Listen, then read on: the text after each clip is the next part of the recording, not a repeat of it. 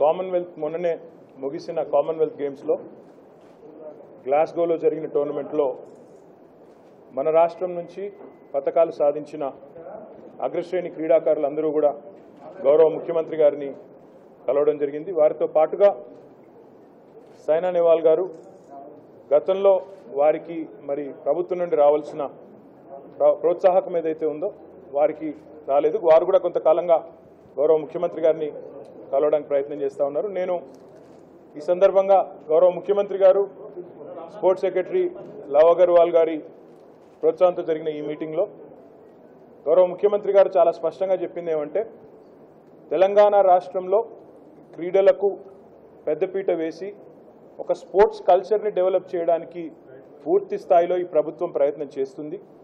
అది high school నుంచి మొదలు పెడితే మరి పై స్థాయి వరకు, యూనివర్సిటీ స్థాయి వరకు క్రీడలకు ఈ ప్రభుత్వం పెద్దపీట వేస్తుందనే ఒక మాట స్పష్టంగా చెప్పారు. గతంలో ప్రభుత్వాలు ప్రోత్సాహకాలు ప్రకటించినాయి కానీ వాటిని ఇవ్వడం మర్చిపోయినాయి. అది గగన్ నారంగ్ గారికి కానీ లేదా సైనా నెహ్వాల్ గారికి కానీ గత ప్రభుత్వం అప్పుడు ఒలింపిక్స్లో మెడల్ సాధించినప్పుడు అనౌన్స్ చేశారు కానీ డెలివర్ చేయలేదు. మరి గౌరవ ముఖ్యమంత్రి గారు ఆ విషయంలో కూడా సానుకూలంగా స్పందించి ఈ నెల ఆగస్టు 15న చాలా పెద్ద ఎత్తున గోల్కొండ కోట వద్ద జరగబోతున్న స్వాతంత్ర దినోత్సవ వేడుకల్లో ఈ క్రీడాకారులందరినీ కూడా ప్రోత్సహించి పూర్తి స్థాయిలో వారికి ప్రభుత్వ పరంగా ప్రోత్సాహకాలు ఏవైతే గత ప్రభుత్వం ప్రామిస్ చేసిందో వాటిని కూడా ఇస్తామని, దాంతోపాటుగా ఇప్పుడు కామన్వెల్త్లో గోల్డ్ మెడల్ సాధించిన కశ్యప్ గారికి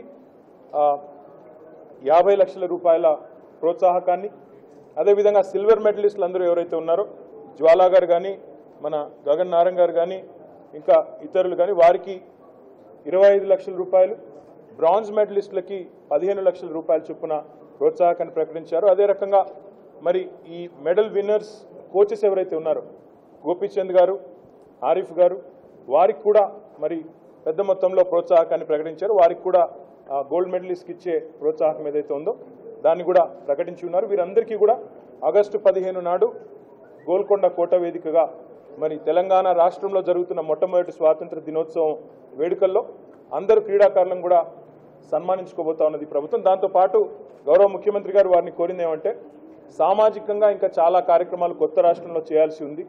కొన్ని సోషల్ ప్రోగ్రామ్స్ ఏవైతే ఉంటాయో వాటిలో కూడా అందరూ కూడా మరి ఈ రాష్ట్రానికి, ఈ సిటీకి వన్నె తెచ్చే విధంగా అందరూ కూడా ముందుకు రావాలని, కార్యక్రమాల్లో పాల్గొనాలని, ఒక సామాజిక బాధ్యతగా పాల్గొనాలని కోరితే వారందరూ కూడా సానుకూలంగా స్పందించారు.